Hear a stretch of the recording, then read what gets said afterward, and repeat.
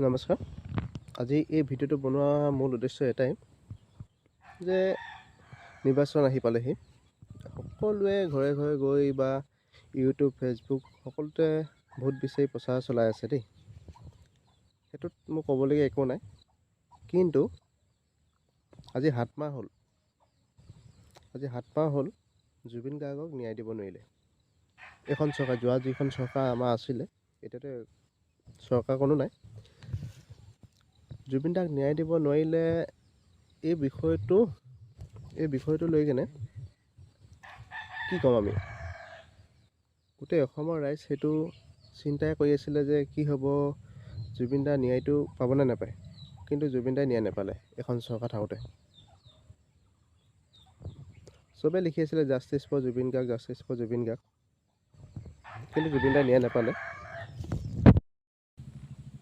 জুবিন দাক বুলিয়ে নহয়, জোনমণি ৰাভা আছিলে, জোনমণি ৰাভা ন্যায় পালে জানো? আপোনালোকে পালে বুলি ক'ব পাৰিব নেকি? নাপালে। সেইটোৱেই বস্তুটো। আৰু এটা কথা কওঁ, আমাৰ অসমৰ মানুহখিনি বা অসমৰ জনসাধাৰণখিনি কেনেকুৱা ধৰণৰ চিন্তাধাৰা সেইটো নাজানো। এটা সময়ত লিখিছিলে যে justice for Zubeen Garg, justice for Zubeen Garg.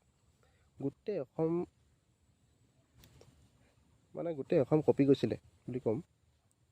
কিন্তু এতিয়া নাই যে। এতিয়া সেইটো উচিত সময় ন, সেইটো আমি এতিয়া উত্তৰ দিব পাৰিম। এতিয়া আমাৰ হাততে চব আছে পাৱাৰটো।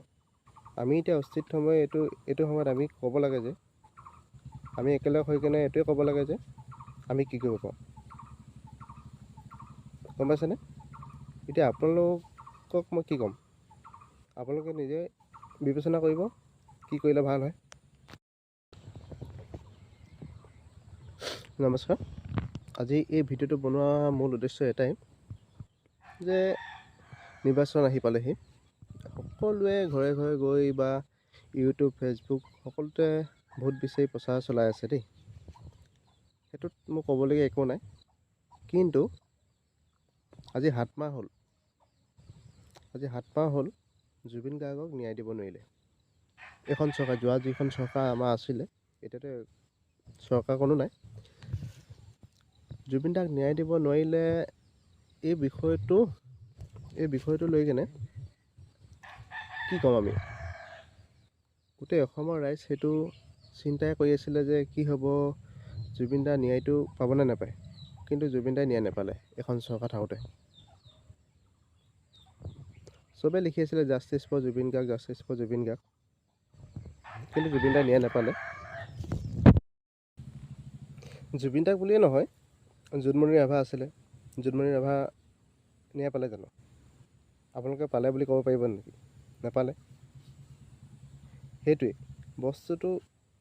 আৰু এটা কথা কওঁ, আমাৰ অসমৰ মানুহখিনি বা অসমৰ জনসাধাৰণখিনি কেনেকুৱা ধৰণৰ চিন্তাধাৰা সেইটো নাজানো।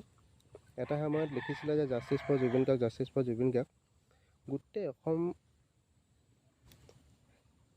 অসম কঁপি গৈছিলে বুলি ক'ম। কিন্তু এতিয়া নাই যে।